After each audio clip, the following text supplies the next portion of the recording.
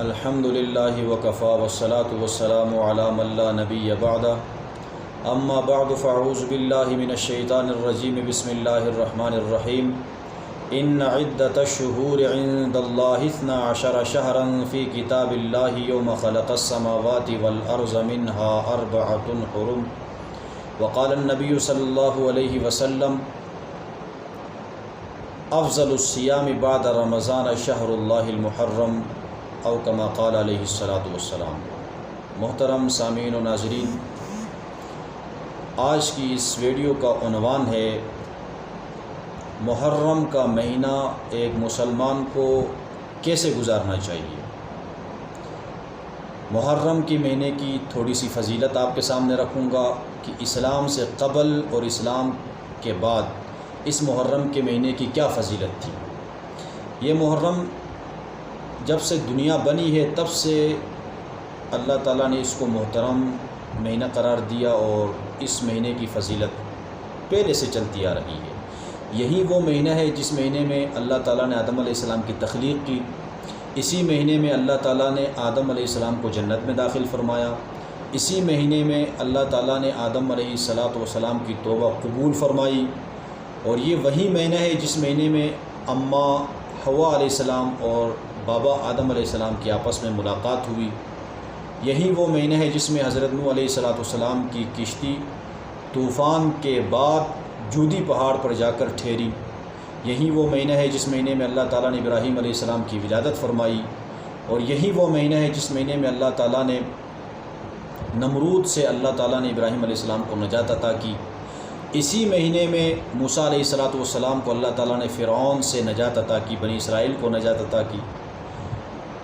یہ ساری تفصیل وہ ہے جو عمدۃ القاری میں ملا علی قاری رحمہ اللہ نے تفصیل سے بیان کیا ہے ان واقعات کو، کہ محرم کے اندر کیا کیا واقعات رونما ہوئے اسلام سے پہلے۔ تو نبی علیہ السلام کی بعثت کے بعد بھی چند واقعات ایسے پیش ہوئے اس محرم کے مہینے میں جو اس کی فضیلت کو، اس کی احترام کو مزید دوگنا کر دیتے ہیں۔ یکم محرم الحرام کو امیر المومنین خلیفۃ المسلمین داماد حیدر سسر پیغمبر جناب فاروق اعظم رضی اللہ تعالیٰ عنہ کی شہادت کا واقعہ پیش آیا، اور 10 محرم الحرام کو کربلا کے مقام پر نواسۂ رسول جگر گوشہ بطول سیدنا حسین ابن علی رضی اللہ تعالیٰ عنہما کی شہادت کا کربناک واقعہ پیش آیا۔ تو یہ وہ سارے واقعات ہیں جس کی وجہ سے محرم کو اللہ تعالیٰ نے محترم اور فضیلت والا مہینہ بنایا ہے، لیکن کسی ایک واقعے کی طرف اس کو منسوب نہیں کر سکتے ہیں کہ اس ایک واقعے کی وجہ سے اس کے اندر فضیلت آئی ہے۔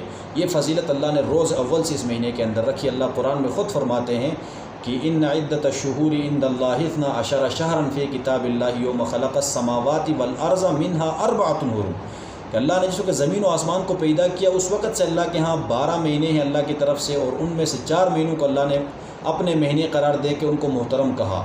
رجب ہے، ذوالقعدہ ہے، ذی الحج ہے، اور اسی طرح محرم ہے۔ ان 4 مہینوں کو اللہ نے محترم قرار دیا، احترام والے مہینے قرار دیے۔ یہ اس کی فضیلت ہے۔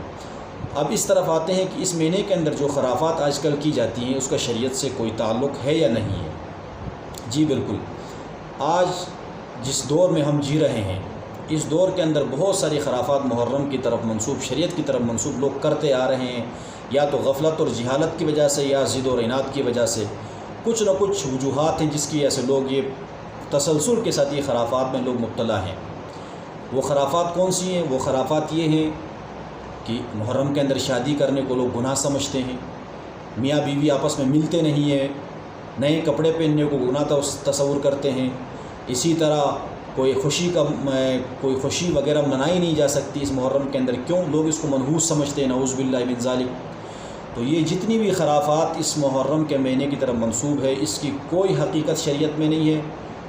شادی بھی کر سکتے ہیں، بہت سارے صحابہ کرام کی شادیوں کے ثبوت ملتا ہے محرم کے اندر، اور نئے کپڑے بھی پہن سکتے ہیں، میاں بیوی آپس میں مل بھی سکتے ہیں۔ یعنی جتنے بھی خرافات اس محرم کے طرف منسوب ہے ان کا اسلام سے کوئی تعلق نہیں ہے۔ یہ ساری من گھڑت اور اپنی طرف سے بنی بنائی روایتیں ہیں، اور اس کا اسلام سے کوئی تعلق نہیں ہے۔ تو لہٰذا یہ مختصر سی ویڈیو میں فضیلت محرم اور محرم کی خرافات، اس سے بچنے کی جو کون کون سی خرافات جس سے بچنا چاہیے ایک مسلمان کو، یہ بتا دیا۔ تو دعا ہے انشاءاللہ اللہ تعالی ہم سب کو نبی علیہ الصلوۃ والسلام اور صحابہ کرام کے نقش قدم پر مکمل طور پر چلنے کی توفیق عطا فرمائے۔ السلام علیکم ورحمۃ اللہ وبرکاتہ۔